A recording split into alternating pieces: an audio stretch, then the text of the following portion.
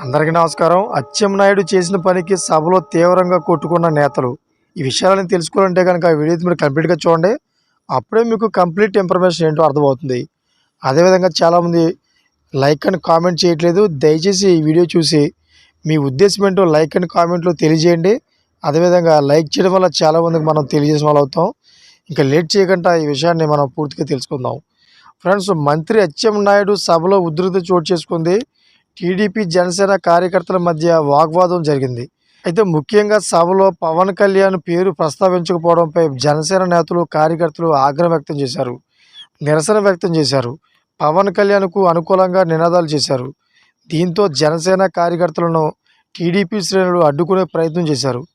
అయితే ఈ క్రమంలో రెండు పార్టీల కార్యకర్తలు వాగ్వాదానికి దిగారు. జనసేన ఎమ్మెల్యే ఉన్న చోట కూడా పవన్ కళ్యాణ్ పేరు పలకరా అంటూ నిలదీశారు. అయితే ముఖ్యంగా మోదీ, చంద్రబాబు, పవన్ కళ్యాణ్ కలిస్తేనే కూటమి అంటూ మంత్రి అచ్చెన్నాయుడు సర్ది చెప్పబోయారు. కానీ జనసేన కార్యకర్తలు వినలేదు. దీంతో ఆయన అక్కడి నుంచి వెళ్ళిపోయారు.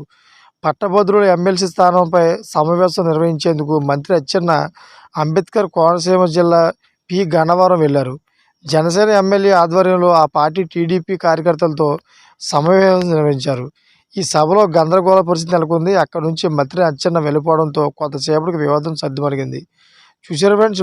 లేటెస్ట్ అప్డేట్స్ కోసం ఛానల్ సబ్స్క్రైబ్ చేసుకోండి. Thank for watching friends.